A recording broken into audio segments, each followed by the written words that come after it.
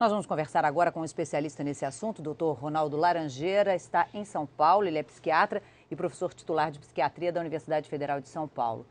Boa noite, doutor Ronaldo. Muitas famílias, a gente tem visto, já estão passando por esse problema. O crack começou com moradores de rua, mas hoje chegou à classe média. O que essas pessoas que estão passando pelo problema ou outras que temem passar, de que forma elas podem identificar um filho, um parente que esteja iniciando o consumo do crack? Sempre que começar um comportamento errático, né, a pessoa começar a gastar mais dinheiro, se envolver com um tipo de pessoas envolvidas com tráfico, a família tem que desconfiar.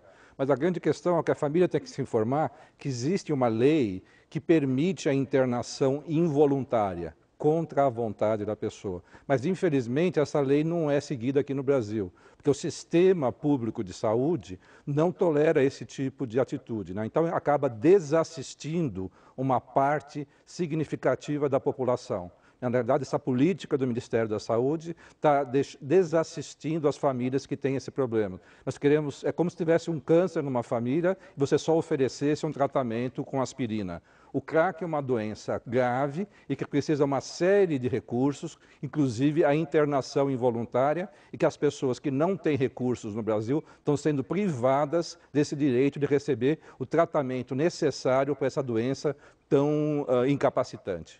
Doutor Ronaldo, a gente vai querer voltar a essa questão da identificação, né, de uma pessoa que esteja vivendo o problema, mas já que o senhor menciona a política pública relativa a esse problema, eu queria chamar então para conversar conosco agora, que está no Rio de Janeiro, é o doutor Pedro Gabriel Delgado, ele é do Ministério da Saúde, ele é coordenador de saúde mental do Ministério. Doutor Pedro, boa noite para o senhor. Qual é a posição do Ministério a respeito dessa queixa que nós vimos aqui, daquele pai desesperado, na semana passada de uma mãe também desesperada do Rio Grande do Sul e desse comentário feito para o doutor Laranjeira agora? Boa noite. Boa noite. Eu queria inicialmente lamentar essa situação trágica que ocorreu e dizer que, em esclarecimento para a população, que a legislação brasileira ela é clara e permite sim a internação involuntária. Ela permite a internação naqueles casos que representam risco para a pessoa ou risco para familiares ou para outras pessoas. Essa lei é uma lei de 2001 e é uma lei que corresponde, de fato, à sustentação da política que nós temos no campo da saúde mental. A internação, portanto, pode ser feita. Esse caso demonstra, na verdade, que mesmo que o paciente tenha sido internado, a gravidade da situação do crack pode levar ao fato de que ele permaneça, mesmo depois de sucessivas internações, ainda numa situação de vulnerabilidade. Doutor Pedro, queria tirar uma dúvida em relação à lei que o senhor falou, a Lei 10.216, o artigo 6º, ele diz que a internação ela pode ser voluntária, como o senhor falou, ou involuntária, mas eu não acho que fique tão claro não, porque diz aqui assim, sem o consentimento do usuário e a pedido de terceiros. Quer dizer, como é que uma família que lê isso, o que ela tem que fazer então para esse terceiro, no caso um pai, uma pessoa responsável, possa conseguir essa internação involuntária, quer dizer, levar obrigatoriamente essa pessoa que é um dependente a se internar? Então, o terceiro, normalmente o pedido de terceiro é o pedido do familiar ou de alguém, de algum vizinho, de algum conhecido.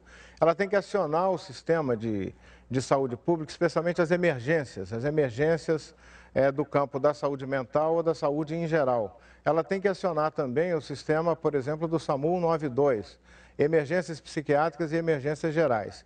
E a internação, ela só se realiza a partir de uma decisão médica, porque isso é que torna essa internação uma internação legal.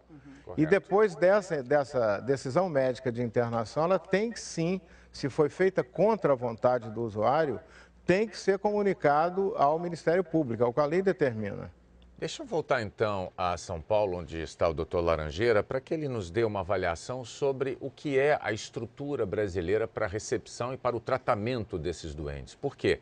Eu pergunto porque na semana passada, aquela mãe desesperada que a gente se referiu aqui, que é do Rio Grande do Sul, ela dizia lá pelas tantas que o grande desespero dela era notar que em torno da cidade em que ela vivia não havia uma estrutura adequada para isso.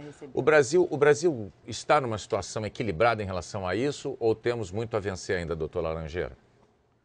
Não, infelizmente, o doutor Pedro Gabriel está sendo econômico com a verdade, né? Porque nós não temos uma estrutura para tratar uma situação tão complexa como o crack. Nenhuma cidade, nenhuma capital que eu conheça do Brasil existe condições de fazer essa internação involuntária. Então, se você acionar o SAMU para levar uma pessoa nos prontos-socorros de qualquer cidade que eu conheço do Brasil, simplesmente o pronto-socorro vai falar que não tem vaga para internar involuntariamente um dependente químico. Na cidade de São Paulo isso acontece, em todas as capitais que eu conheço. Então, eu acho que o Ministério da Saúde abandonou as famílias dos dependentes químicos. Nós vamos precisar investir muito mais dinheiro para prevenir que essas tragédias continuem a acontecer nas maiores cidades do Brasil. Doutor Pedro, o senhor tem a palavra. Qual é a posição do governo a respeito disso? Eu gostaria de saber também se há algum plano para que o quadro se modifique. Olha, o quadro do consumo de drogas é muito grave no Brasil e houve mudanças importantes que nos preocupam muito.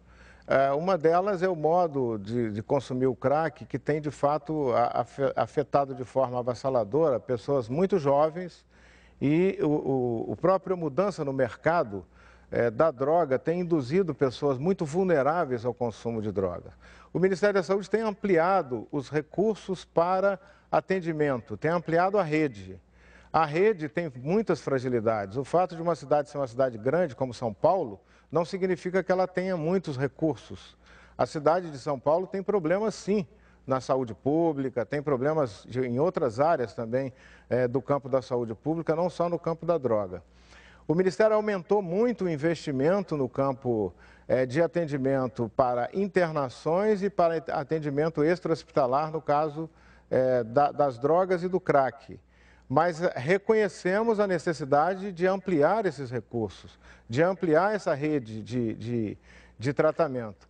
E também acho que devemos reconhecer que esse problema é um problema que tem afetado a sociedade como um todo. Ele não é só um problema que se possa resolver colocando a culpa numa instituição ou em outra instituição, numa política ou noutra política.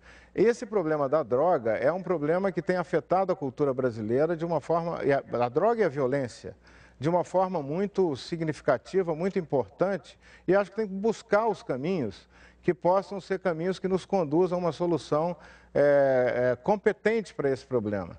A saúde pública é um dos caminhos, e esse caminho é o caminho, na nossa responsabilidade, nós temos buscado.